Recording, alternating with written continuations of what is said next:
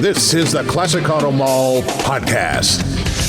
Broadcast from the studios inside the Classic Auto Mall in Morgantown, Pennsylvania. Just 1 hour west of Philadelphia at Pennsylvania Turnpike exit 298. Featuring nearly 1,000 classic, vintage, and barn-find vehicles for sale under one climate-controlled roof. Now, here's your host, Classic Auto Mall president and the man with all the toys, Stewart Howden. Well, we're actually doing this outside of our comfort zone in the middle well, thank you, folks. I appreciate that. Outside of our comfort zone where we normally do it in our ensconced studio in Morgantown. And now here we are at the Pennsylvania Convention Center in downtown Philly, doing it from the Philadelphia Auto Show going on this week. You will hear this. This airs on January the 20th, so will be our air date of this on America's Web Radio. We're recording this on January the 17th, 2024, and we're lucky to make it down here because of the weather, Steve. Yeah, no, it's... There you are. It is. There I am here. I'm really here. It's the trains are slow today. The streets are slow, but there are people mulling around the Philadelphia Convention or the Pennsylvania Convention Center. Philadelphia. They had a little slow day yesterday, but somebody's going to have to explain to me this whole train thing. People say that they drive to Downingtown, they get on a train, and it drops them off right below our setup here. And we're in the Grand Hall here, which is an amazing... it's grand. It's grand. It's very grand. Well said. It's an amazing extension, if you will, of the main convention center. There's a nice long hallway that you walk down to, and we have the AACA across from us, and then our display here where we have 12 cars here this year. From anywhere from a 63 Grand Prix to a 69 Camaro convertible, a Datsun 280Z, an ERA Cobra, a Corvair ramp van, which is really cool. It's getting a lot of attention. Yeah, that thing is probably the most popular one. You ever play Monopoly? No, I've never played Monopoly. Well, is that a board game? It would say take a ride on the Reading, and this was the Reading terminal building. Yeah. They call it the train shed. And then, of course, across the street is the Reading Terminal Farmers Market, which I have a whole lot of interesting information about. Do you? Ooh, yeah, all right, good. Cool. I've been doing my research and homework. And I'm supposed to get some Amish bread today for the wife, so we'll head on over there. We'll head over there, maybe have lunch over there. You and I can have lunch. All right. So anyway, we're recording our first time ever off-premise recording our show. So bear with us, folks. We'll muddle through it the best that we can. So far, so good. We're going to have a couple of special guests from the AACA display, Mike Jones, a longtime member of the AACA, and Dave Hutchison, a longtime member of the AACA, and also as the face and voice of the Ragtops and Roadsters restoration shop in Pottstown and one other town, Perkasie. Mm-hmm. Yep. Of course I got that wrong, Yep. right? And speaking of getting things wrong. Perkasie. That's a good one. Speaking of getting things wrong, where did we sell cars to this past couple of weeks? So you good weren't expecting segue. that. Yeah, nice segue. Yeah, well, I mispronounced it once. I might as well just... Go ahead. Where do we sell cars to? In the last 2 weeks now, because we didn't have a show last week, we were what did we run? A best of last week. I think we did. Anyway. Yep. Where did we sell cars the past 2 weeks? Uncasville, Connecticut, Narvon, Pennsylvania, Roosendaal, Netherlands, Cumberland, Maryland, Macungie, Pennsylvania, Rock Island, Illinois, Kirkwood, Pennsylvania, Brownsville, Texas, Somerville, South Carolina, Bloomsburg, Pennsylvania, Philadelphia, Pennsylvania, Johnstown, Pennsylvania, League City, Texas, Avondale Estates, Georgia, Abingdon, Maryland, Glenmore, Pennsylvania, Reinholds, Pennsylvania, Westby, Montana, Rogers, Arkansas, Santa Clara, California, Raymond, Maine, Essex, England, Charleston, South Carolina, Columbus, Georgia, York, Pennsylvania, Lebanon, Pennsylvania, Virginia Beach, Virginia, Stockbridge, Georgia, Lawton, Oklahoma, Cokedale, Colorado, Good Lord. Charlotte, North Carolina, Quakertown, Pennsylvania, Swedesboro, New Jersey, Culleoka, Tennessee, never heard of it, Easton, Pennsylvania, Brownsville, Texas, Lansdale, Pennsylvania, and Jacksonville, Florida. Wow. That's a lot of different places to sell cars. 6, 7, I'm hearing 9, feedback. 10, 11, That's me. 13, 14, Yeah, 15, so 16. This mic has to go. So yeah, turn that mic off. 17 states, 17 2 countries, states, 2 other 2 countries. Yeah. And of course, this past couple of weeks, we've had our first inclement weather of the season, if you will, and our consignments have slowed down significantly, which is probably a good thing. The guys, I think, are all looking for a little bit of a break back there, taking pictures and cleaning and detailing and writing descriptions and speccing them and all that good stuff. I'm certain they're glad that they've gotten a little bit of a break here. But still 1,100 cars in in the inventory. 1,097. Don't lie to people, Steve. So. It's just so much easier to say 1,100. Well, it's like I have a car, one of our cars or something is 497 horsepower. Why don't you just say 500, right? That's right. Speaking of cars, whatever happened to Daihatsu? Yeah, we were talking about that. Yeah, where did that go? Did that just disappear? I think so. I don't know. There is a large contingent of electric and hybrid vehicles here at the Philly Auto Show at the Pennsylvania Convention Center.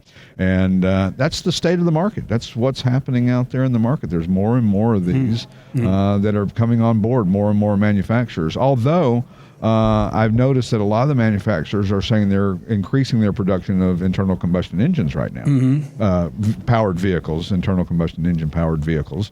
And that they're getting more of a demand for it. And you've got to wonder, did everybody that wanted an electric vehicle get one? Well, I just read that Germany withdrew their rebate program, their incentive program, government for electric cars. Right. So maybe we're on the same track. But, well, maybe, because the average price of an electric car now is over $50,000, I tell you, which is, not far off from I mean, it's not like an internal combustion engine is average price of $15,000, but it's still more. I think the internal combustion engine average price is about $35,000. So, and there's all kinds of chatter right now with the weather, below freezing in most of the country. Like, are these cars going to perform in this kind of weather? And, and proof will be in the pudding. No matter how much testing you do, guess what? Things fail. Yep. And that happens pretty regularly. Now, we don't have an electric car in our display, do we? No. They have some up at the Boyertown Museum, which we were talking about a little bit a little while ago. They have some electric cars from the early 1900s, which are, they were practical back then in cities. They weren't so practical on any kind of traveling or trips or anything like that, which is what we've always said all along, is that it makes more sense to use an electric car if you're doing short trips or things like that. If you have to go beyond your domicile and spend the night somewhere other than home, then you might have a little different issue. And the other thing we were talking about is the fact that if you live in a downtown environment, you don't always park in the same spot. It's not like you have a reserved parking place in downtown Philly. Yeah. Unless you pay, $500-$600 a month, or what is it? I saw a photograph of some Teslas that were basically abandoned at a charging station because it was minus 10 degrees, and people didn't want to sit in their car while it was charging, because that, I guess, defeats the purpose if you let it run. I would think so. I think that if you're running the heat, sitting while it's charging, it could take a while. Yeah, it might take a little while. So they just abandoned them. Yeah. So I've abandoned. Have you ever abandoned a car before? Have I? I have. I don't know. I had a 1967 Pontiac Executive 4-door hardtop. Nice. And I paid $300 for it. I got about 3 years of use out of it, and it died in a bank parking lot. And I went home, and my dad said, "Where's your car?" And I said, "I left it." And he goes, "Well, go get it." And I said, "I don't want it anymore." Because we can't just leave it. I go, "Well, I did." All right. They're going to tow it away, then they're going to file a mechanics lien on it, and then they're going to sell it for like $150. and that's all I could get for it. So I got my $300 worth. There's some cars I should have left abandoned. Yeah, I had a few of those too.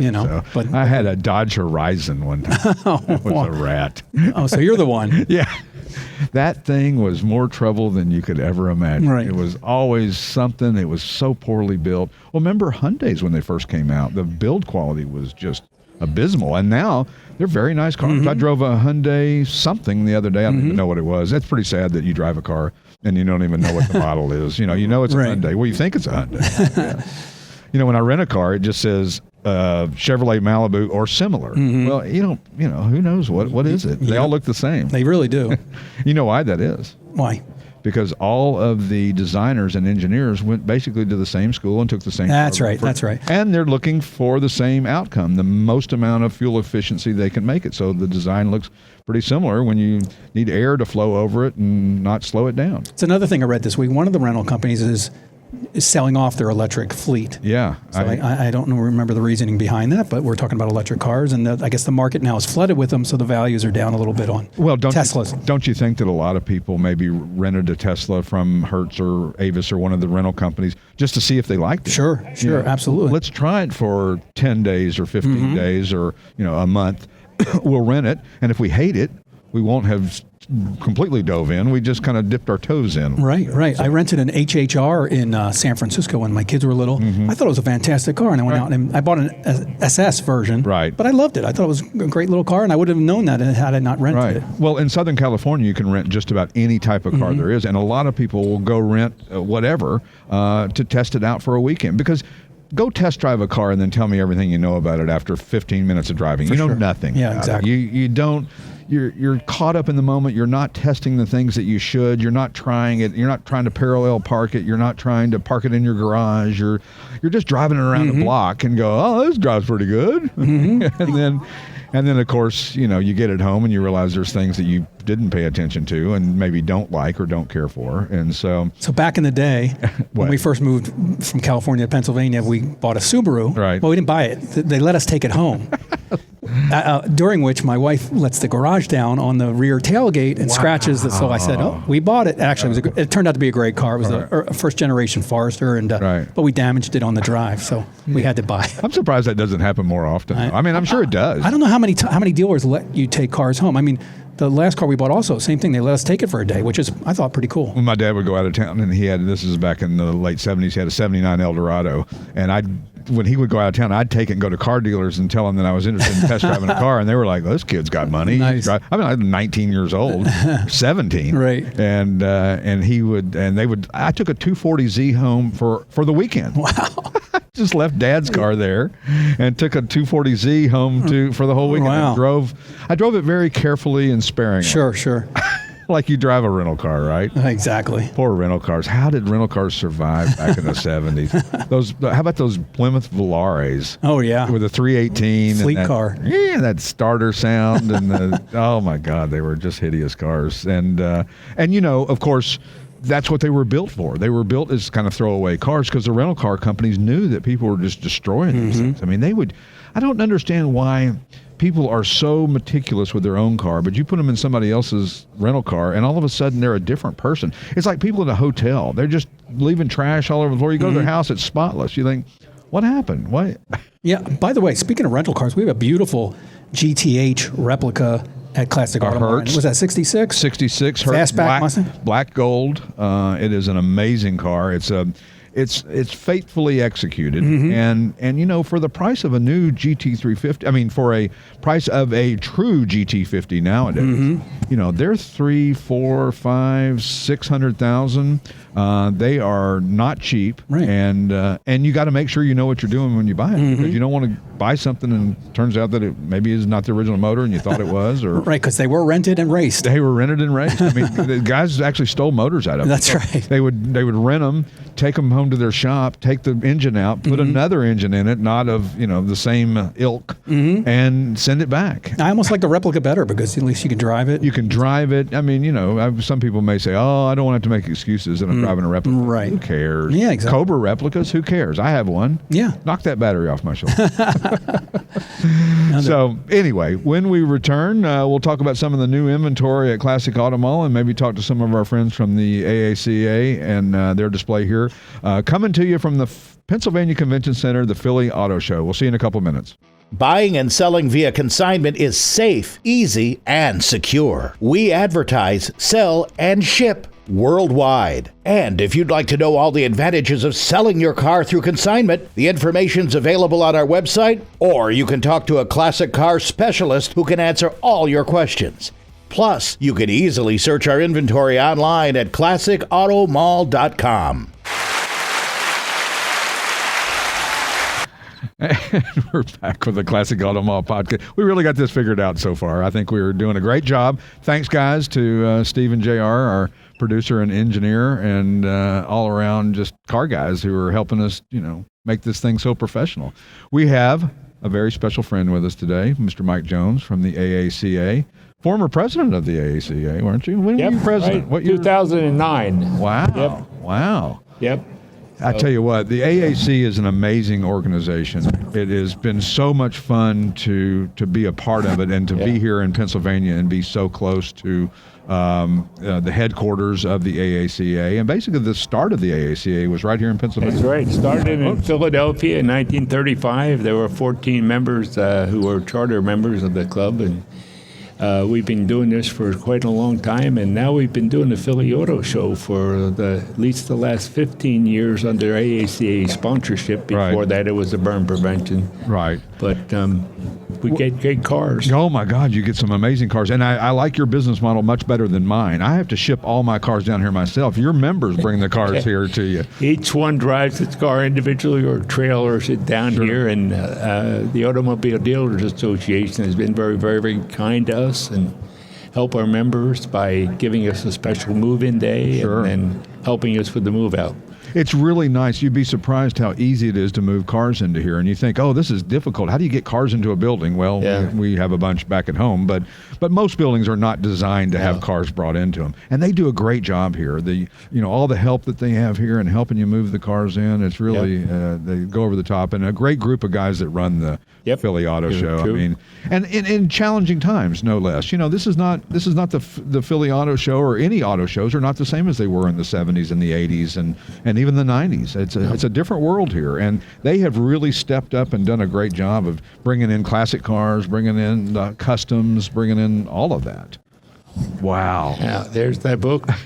That 49. 1949. Changed a lot. We got the program from the show in the 49. Oh, that's fantastic.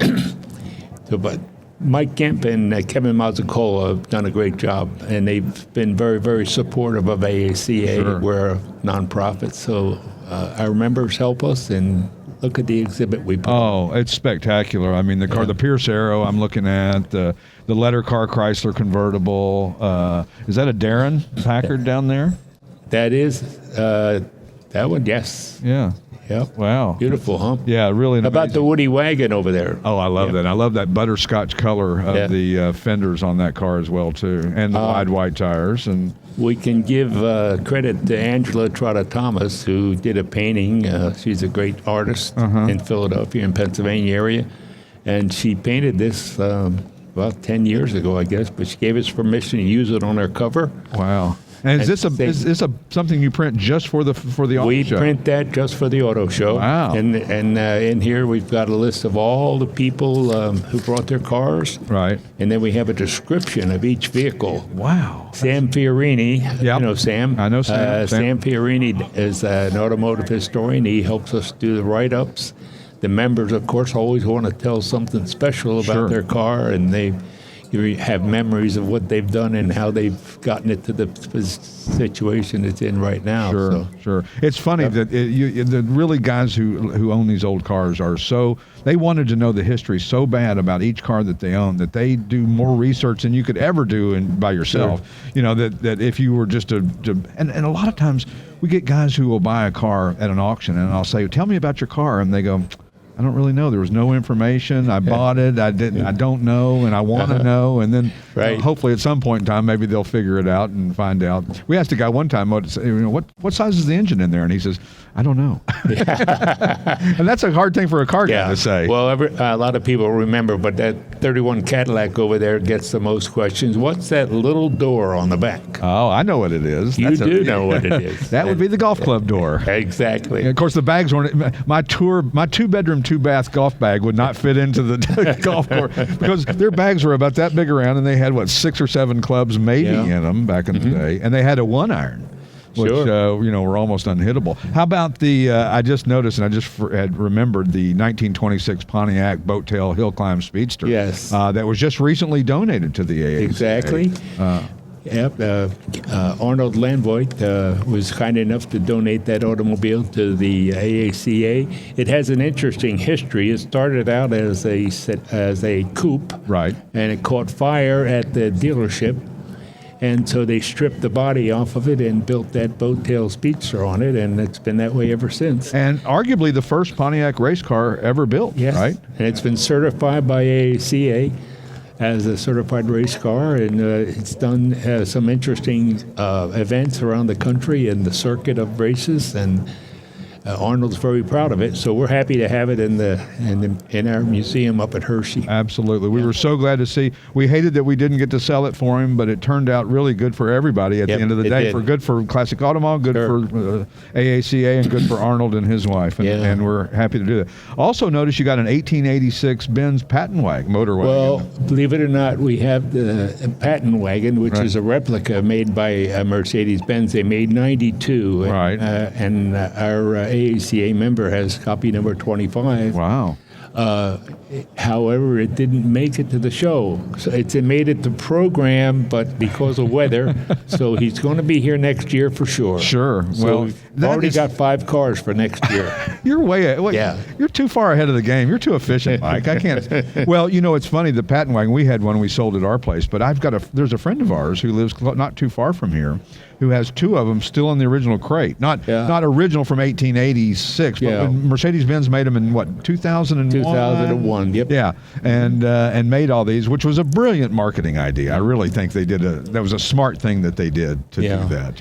Now, this summer, we're going to have the anniversary of D-Day, Normandy, and NBC's going to do a special, and they've contacted us now to find the owner of that 1943 Ford Jeep. Nice. We have photographs of that car coming off the landing craft at Normandy Beach. Wow. Wow. So that gives you chills. They're going to have him on the show and use that Jeep. And interestingly enough, that Jeep has an American flag painted on the engine. Really? The GIs didn't have anything else to do that day, so they took some paint and put an American flag. It's still on there. Wow. So interesting vehicle. A lot of these vehicles, each one of them has its own story, of course. Sure. Yeah. We almost sometimes wish that the cars could talk, or a lot of guys will say, well, the car speaks for itself. Well, it does, but it doesn't. Maybe the quality of it does, and the paint job does. But, talking about television, we were both featured nicely on the 6 ABC special on Saturday night. And, of course, with me trying to get in and out of a rumble seat was the most comical thing you'll ever see on television, because I had gotten in I don't remember the last time I was actually got in a rumble seat, and to get in is like trying to get into a car that's really low to the ground. It was kind of I had to really wiggle in there. So, but what a nice thing that 6ABC does as a sponsor of the Philadelphia Auto Show. They run that hour-long special, and I can tell you, I know from our standpoint, and I'm sure for yours as well too, it's a huge plus for the AACA and the huge plus for Classic Automall. It really puts you on the map instantly, and they do such a wonderful job with it as well too. Yeah. What do you foresee? You guys have how many cars here? We have 25 cars here. Yeah, and we try to get appeal to all of the people from Philadelphia who come here, the longshoremen, the teachers, the librarians, the doctors, the nurses, and what have you. And so we've got that 1929 Ford truck over there that is certified as a historically preserved vehicle. So it has what's called historical preservation of original features. It's a totally original truck. And people will come look at that truck if they're restoring one to try to find out what they're supposed to do to get their car properly restored. We do that a lot, and we're happy to do that with people. They'll come to our place. And I'll say, look, I really want to look at this car closer. I'm not interested in buying it, but I'm restoring one myself, and I can't figure out how to get this one daggum bolt to go in here. And they come and look at ours, and they go, okay. And we're happy to do something, because that's what this hobby's all about, is helping your fellow car collector, helping, if a guy's broken down on the side of the road in a Model A Ford, I guarantee you 50 people will stop. Sure. And that wouldn't happen if you were in a Taurus. That's right. Well, maybe one person might stop, or they're probably there to rob you. But anyway, it was interesting. I was reading about the history of the AACA and its start in 1935, and there was an interesting list of the original cars that were from the original members, and they're all 1907, 1913, a 1907 Waltham Orient, 1909 Pierce Arrow, 1902 Oldsmobile. I mean, what an interesting thing. And then I just was on YouTube and saw a video from 1939 of the Vintage Car Club of America. It was amazing. 1939. They have these cars that are. I mean, in color too. I mean, maybe it was colorized. I don't know, but they transferred it from 16 millimeter film to digital. Yeah. And pretty amazing to look at the pride of those guys collecting cars in 1939, which was people weren't thinking much about collecting cars back then. Sure. And then not to mention, or not to forget, Hershey, Pennsylvania. I mean, Hershey's been doing the car show up there for the last 55, 60 years. Right. Started in the stadium. Right. And they made Model A's stay outside of the park because they were too new. But So were you just graduating high school that year, or was yeah, that? right. I couldn't help. I was myself. there in 57. 57, you were there. That's the first time I went. And Yeah. it was at the Devon Horse Show before? It was at the Devon Horse Show. I Moved around quite a bit. moved around, until it found a great home. Yep. I mean, an absolute fantastic home, not only for the show, but also for the headquarters. Yep. The AACA headquarters is right there just next to the show field and the Giant Center and all of that. We dedicated our building in October of this year, and Calvin High was very generous to donate money to pay off our mortgage. And the car that he donated. Chris too. Koch. Oh, yeah, he gave us that 09 Limited. Yeah. And that's not 2009, folks. That's 1909. Yeah. And I've already gone to Steve Moskowitz and told him that we have to have that car here next year. Absolutely. I want that car on the show field. It should be right there. Right there. Yep. I think that's it. Did I read correctly that Steve Moskowitz is only the third executive director of the AACA? He is, yes. Wow. He took over from Bill Smith. Yeah. Bill Smith passed away last year, Right. but Bill was the executive director for a long time.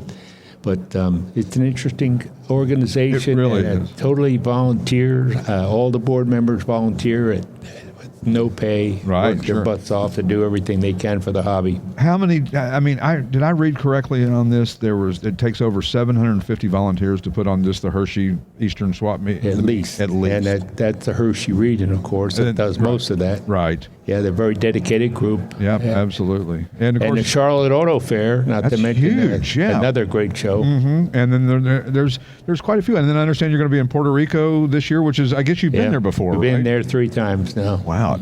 We just sold a car from a gentleman from Yeah. Puerto Rico, and how interesting, I just didn't know there was a car culture down there. You always hear about Cuba having a car culture. You don't really hear about Puerto Rico having a car culture. Hey, it's not cheap to get cars. It's like Hawaii, Yeah. it's not a hop, skip, and a jump, Yep. so to speak. Well, anyway, it was so wonderful to have you on the show, and so wonderful to be a part of this with you guys. I know we've been a big supporter of the AACA, and the AAC, and you particularly have been a huge supporter of Classic Auto Mall. We really appreciate it, Mike, and really have enjoyed our friendship over the years. That's great. We're happy to find you a spot at Hershey, too. Huh? Yeah, that worked out pretty good, too. I'm never giving that spot up, You're going to have to pry it out of my dead fingers. And anyway, Mike, thanks so much for being on the show. And we'll talk to Dave Hutchison coming up here in just a minute, another member of the AACA and an all-around car guy as well, too. We'll be back in just a couple of minutes, the Classic Auto Mall podcast. Whether you want to buy or sell a classic, collectible, or special interest vehicle, you need to visit the Classic Auto Mall website for more information. If you're looking to buy, you can easily search our inventory of more than 1,000 vehicles on the web at classicautomall.com. And we are back with the Classic Auto Mall podcast coming to you from the Pennsylvania, I want to say Philadelphia Convention Center. It's the Pennsylvania Convention Center, the Philadelphia or Philly Auto Show. Is Philly a slur? Does that people don't get offended by that? It's a Philly thing. Dave Hutchison. There you go. I'm just messing. You got with it. Dave Hutchison is here from the AACA as well, joining us here on the podcast. And Dave is also in kind of the you're the face of Ragtops and Roadsters Restoration Show. Yes, sir. So yes, I am. He's the guy who goes out there and makes everybody get involved in this hobby more and more and more. And of course, you're all focused primarily on British and... Well, we do. We did start out as a British car restoration shop at Ragtops, but we've branched off into European, German, Italian, the French are good at cheese and kissing, I think, right? But, I saw that meme you had that were showing me a minute ago.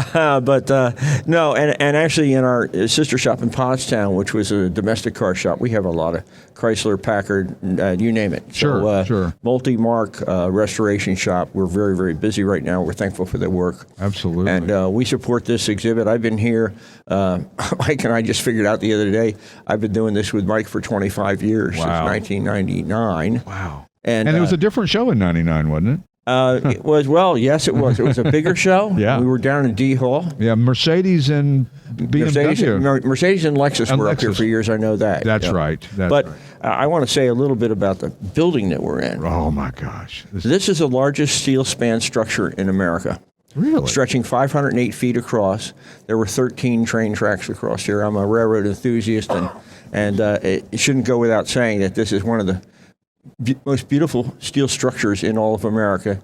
It was converted to the convention center, I think, in '96. Right. And we've been here since that time. Wow. And what prompted the AACA to get involved with the Philly Auto Show? Well, Mike had been doing it with Philly Auto Show when it was back in the Civic Center. Right. Years before. He had set that up and started doing it. And I wasn't involved at the time. I became involved here in '99. Right. When we were representing the Eastern Concours of the United States, the Concours d'Elegance that was up in Bethlehem, and then that Concours went by the wayside, and then we represented the Elegance for a while. Which was at Hershey. Which was Hershey, 10 years, I believe, at Hershey.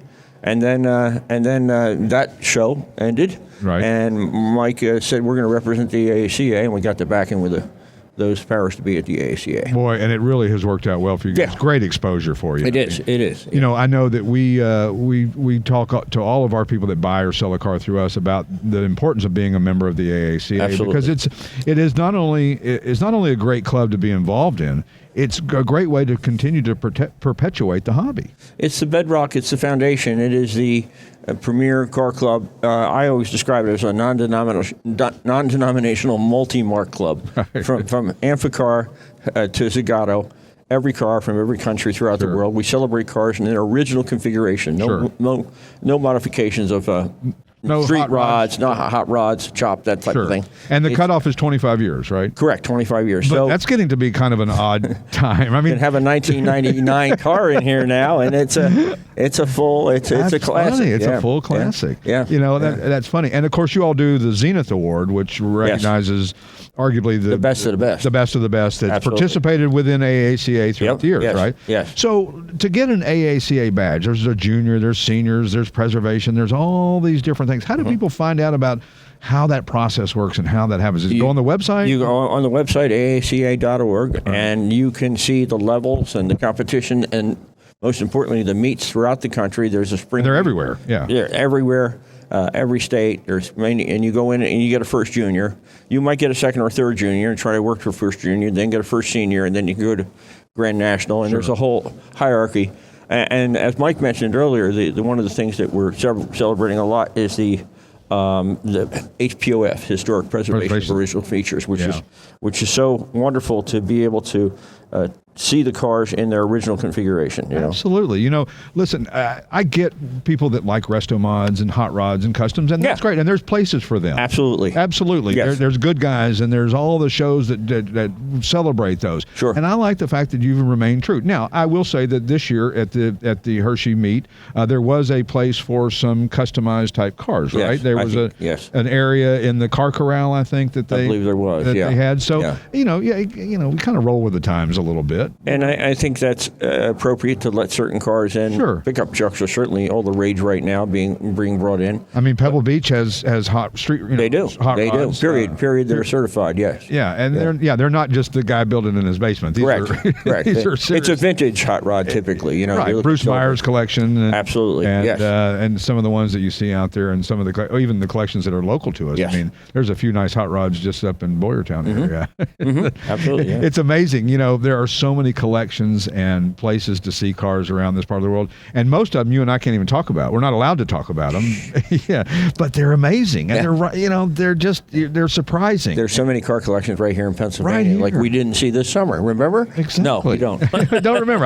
I was supposed to wipe my brain clean Right, from that, right, wasn't right, it? yeah. Well, that was an amazing Yeah, collection. yes, it was. And you can't see it. Yeah.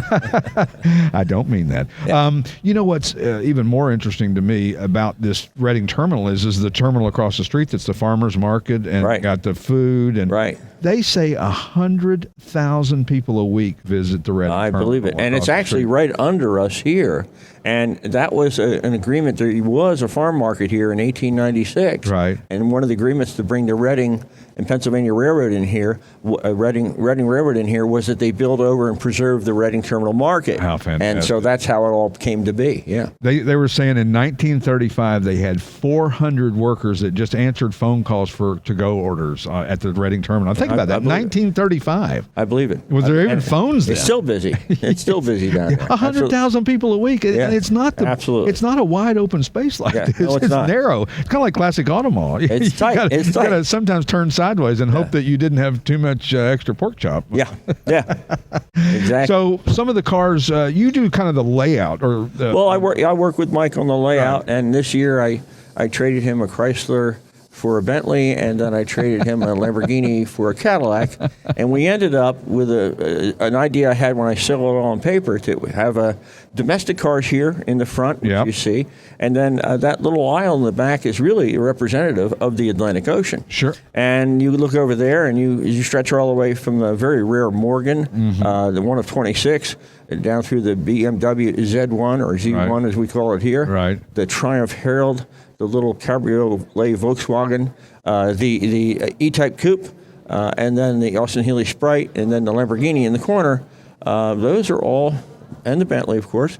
Those are all English or European cars. European cars, right. And then we have the Jeep over there, that little Jeep. Now, why that you'd think that was an American? It is an American-made car.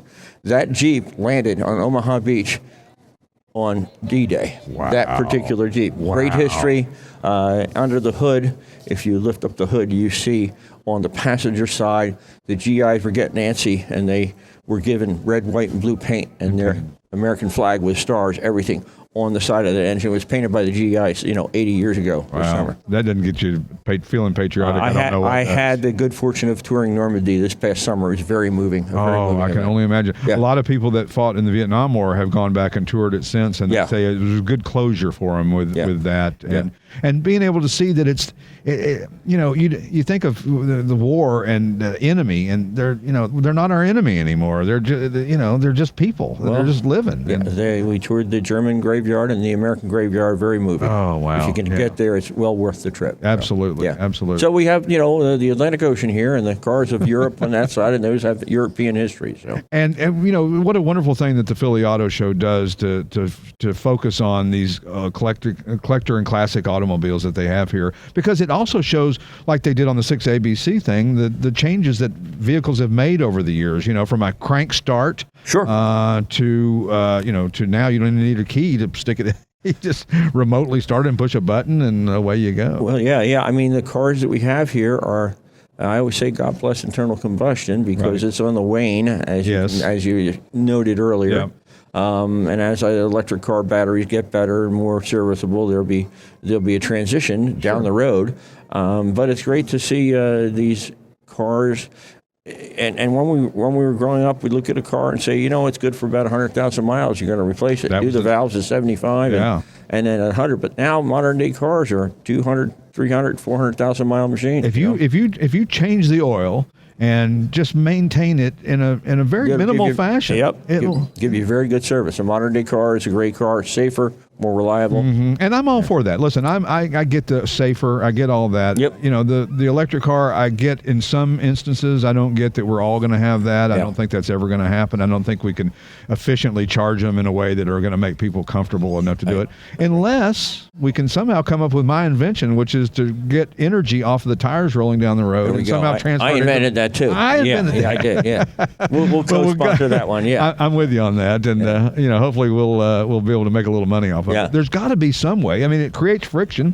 Friction is energy, so it ought to be able to. We'll have to see if we can capitalize on that. Yes, that we might will. be down the road. We'll have to meet up for an important board meeting on that. But anyway, so where do you see the hobby going? Do you see? Can we maintain it? Can we keep the kids interested? I think we can.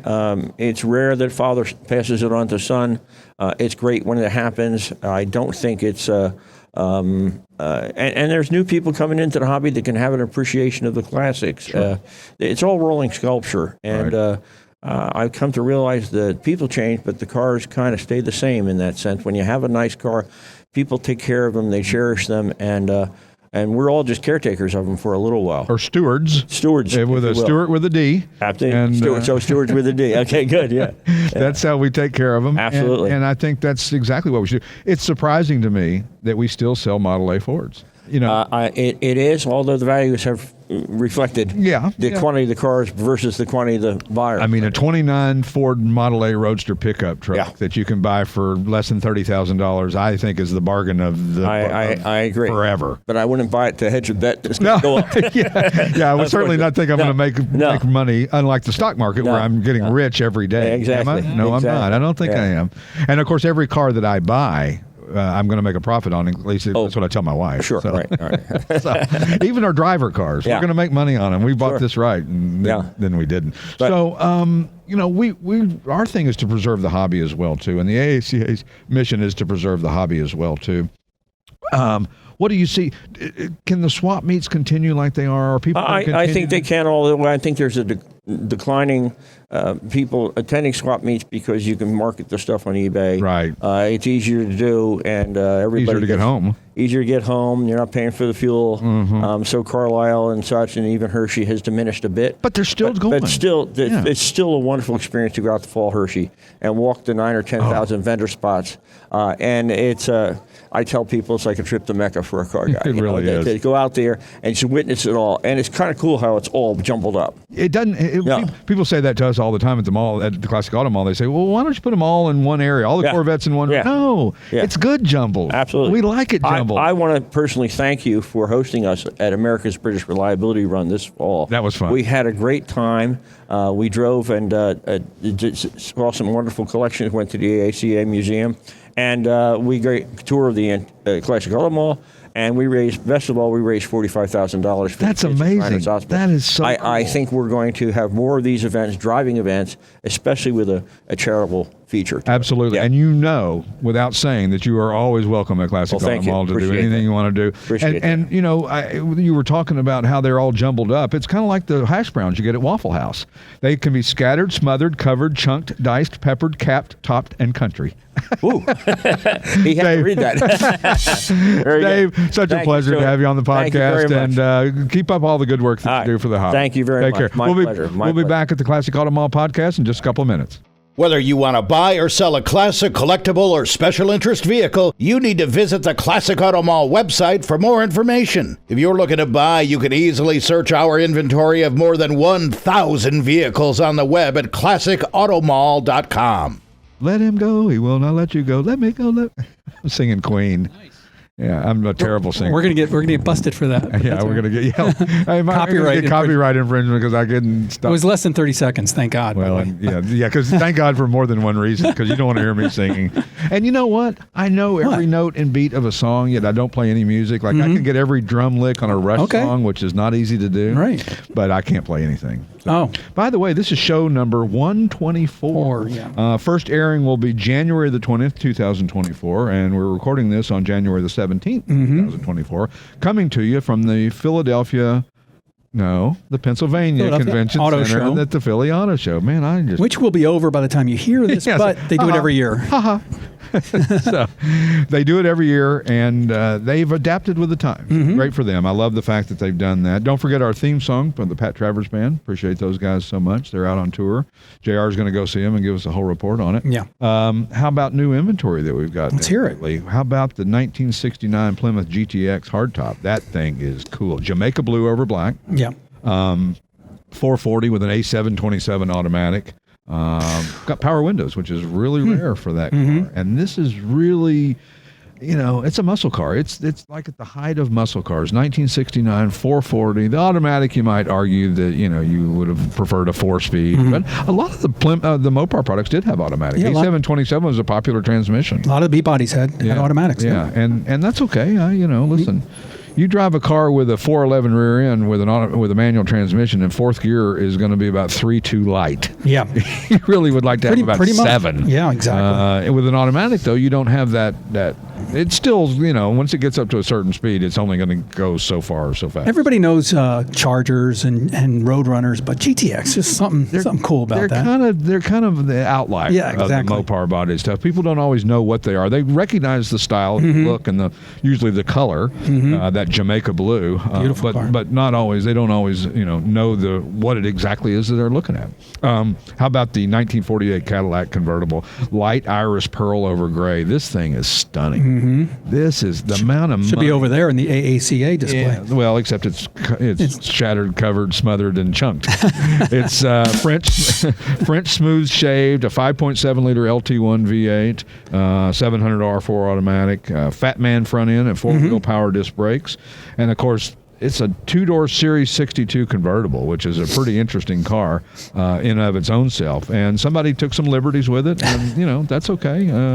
When you do some shaving and Frenching and customizing, and there's all different things that those mean. Like, when you eliminate the door handles, when you recess things, when you chop the top, you take the bumpers off and smooth those. There's taking off chrome pieces and all that, or all those terminology that you hear people talking about when they're talking about customs and hot rods from the day. Even though it's very customized, there's always going to be a second person who likes what they did to it. Yep, exactly. More than two people. That's like over customizing your home. You don't always. That's what have to be very careful when you customize a car to make it at least somewhat universally liked. And not that people don't like it, but will another guy actually pay you money for it? Because at some point in time, as Mike Hutchison said, we are just stewards, not stewards of these cars, and therefore they're going to go to somebody else someday. And you got to make sure that, maybe you make it so nobody else wants it. And I don't think that's ever happened. Have we ever had a car that we couldn't say? Well, a few, but we might have a few here and there. But most cars, there is usually a butt for every seat. But there has to be 2 butts for every seat if you build something and then you got to sell it to somebody else, right? That's right. So other new inventory: 65 Mustang GT, Rangoon red over red and white, correct 289 V8 4-barrel, correct C4 automatic, got the pony interior, dealer installed air conditioning. These things, I don't know, a fastback Mustang, does it get any cooler? And of course, we were talking about the Hertz one that we have too, the black and gold one that we have that's a replica. I mean, Mustang fastbacks, if you were in the know back in the day, you bought a fastback, but most people didn't really know they existed. I never saw one growing up. We would see a convertible, you would see a little notchback. I don't know. I don't remember ever seeing a fastback Mustang growing up in East Tennessee. Of course, we weren't terribly hip to begin with. Well, I grew up around here, and I don't remember seeing one either. Yeah, I mean, you just didn't see them. I didn't really know much about them or their existence, and of course, then you find out that they sold quite a few of them. So, well, you got B bodies on this list, and you got fastback Mustangs. You can't go wrong. Can't go wrong. 2 iconic shaped cars. How about the 1938 Studebaker cab over, mustard yellow over black and gray? Oh my God, this thing. We had to make room for that one. Yes, we did. Took him 19 years to build this thing. Man, that's dedication. It shows. It's a beautiful. I hadn't even been, well, I take that back. Kathy and I have been together for over 19 years, but there's not many things in my life that I've done except take air for 19 years. Yeah. And this guy spent 19 years building this, multiple AACA wins. And it's almost flawless. I mean, you almost have to trailer it to car shows. And it's so big to trailer, you're going to have a lowboy. That's what I mean. You need definitely a special customized trailer to get it there. I mean, it is beautiful. It is. But it's one of those things that it's a very niche market. It's going to be very specialized to the person that... The biggest problem that you run into with guys who collect vehicles is size. Yeah. You know, I would love to have that fire truck, but I don't have the space for it. Right. I can't fit it in my garage. That's the same thing with this. The number one question we get from buyers that aren't physically at our place is, how long is the car? How wide is the car? How tall is the car? You know, what are the specs and the dimensions of the car? Because it may not fit in my garage, and if it doesn't, I can't buy it. There's three things that stop somebody from making a purchase at Classic Auto Mall: space, funds, and wife. No, and of course, you know, it's funny when you talk to guys about that. A guy said to me the other day, he said, my wife won't let me have that. I said, I used to have a wife like that. I didn't mean that thing, and I'm not condoning any, you know, divorce or anything like that. Come on, no letters, please. Anyway, this 38 Studebaker, if you get a chance, come see it. It's just an amazing truck, and you know, way ahead of its time for back in the era. So, also the 1977 Chevrolet Monza Coupe. Have you seen this thing? Yeah, no, I did a video on it. Yeah, it's incredible. It's amazing. Brown metallic over light buckskin, 79,000 actual miles, very stock example, rust-free. Listen to the motor. 145 horsepower, 305 cubic inch V8 with a turbo hydromatic 200. Not a 350 or a 400 or any of that. No, it's the turbo hydromatic 200. Can't get out of its own way. Although 145 is not bad. I mean, Trans Am, like, you know, 175, 175, 165. Yeah, so it's on its way. I think the lowest horsepower Corvette at 1 year was 165, like in 77 or something. L79 automatic, California edition. Oh, sure. 165 horsepower, which, you know, I mean, my garden tractor has that. So, and then, of course, the 2017 Chevrolet Corvette Grand Sport. And its brother is right here beside us. Sure is. 2017 as well, too. This 2017 Grand Sport 2LT, Arctic White over Adrenaline Red, 2 owners, 12,000 original miles, 460 horsepower V8. Active handling and magnetic ride control. I don't really know what that means, but it sounds cool. It's a suspension thing. Yeah, but what did magnets have to do with it? Well, I don't know. I need you to know these. Podcast at classicautomall.com. Yeah, it does that. JR is doing something with his hand. Yeah, if you're just watching, you're only listening. You won't know what JR is doing. But we know because we're here and we're cool. Well, we have every flavor Grand Sport right now. We have 2 2017 Corvettes. One is modified with a stick shift. Right. That's this one behind us at the auto show. And then this beautiful white one that's automatic with 12,000 miles. Yeah. And black wheels. It's awesome. And I tell you, this generation, the pre-C, what is it now? The new ones are C8? C8, yeah. The C7s are like through the roof pricing-wise. The Z06s and the ZR1s are just, I mean, they're bringing huge 200,000 plus at some car shows. Just amazing. So, and Mikum Kissimmee just ended with over 4,000 cars this past week, and pretty amazing turnout. So we alluded to the 6ABC thing, and if you haven't seen it, we got to get the footage of me trying to get in the rumble seat because it's really, really fun. I didn't see that. Yeah, did you watch the thing? Yeah, no, I didn't see the rumble seat thing. There's a lot of. Is it yes or no? There's a lot of clips on 6ABC. It was an hour show. Oh, the hour one I did watch. Yeah, the whole thing, because obviously you didn't see me with the Were we featured twice in that 1 hour? Oh, I may have missed it. Yeah, what are you zoned out on your couch and just fall asleep?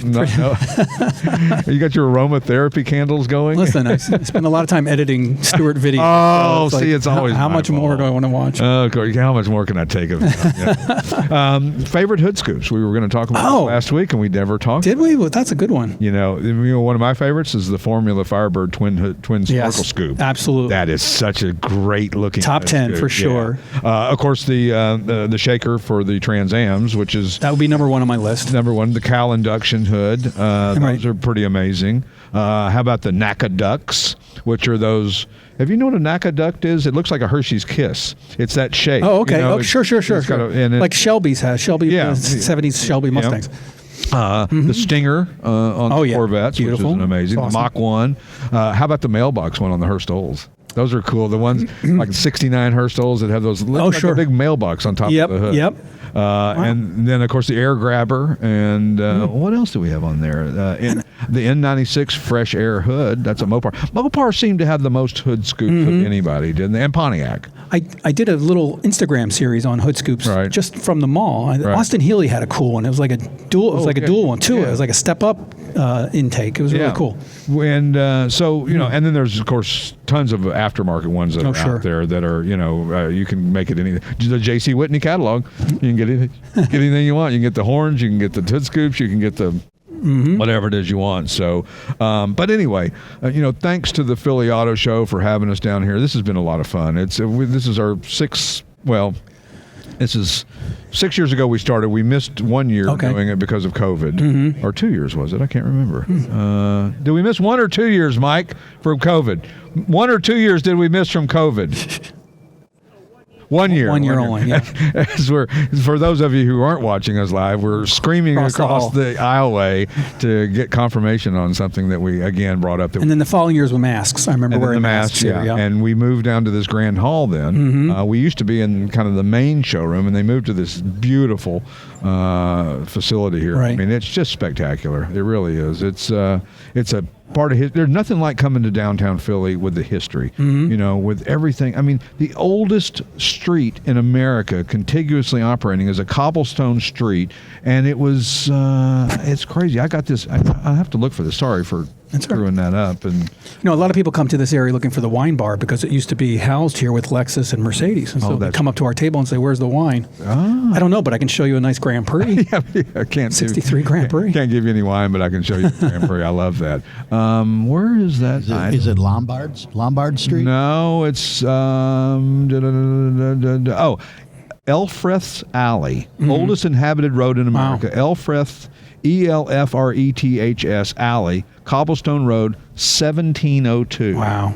Amazing. But yet we build brand new roads that have potholes in them in 3 weeks. So, I've been to the Middle East. There's roads there that have been there for thousands of years. Yeah, with guys who had no degrees. I mean, that's right. You know, so anyway, but fantastic location. We love being down here. We love sharing these cars because it's funny. A lot of the people that live in this world in downtown Philly, you know, it's like New York City. A lot of people don't own cars, and they're not car people because they didn't grow up in that culture. They grew up in a downtown, you know, asphalt and blocked in environment, and it was easier to not have a car than to have a car because A, you got nowhere to park it.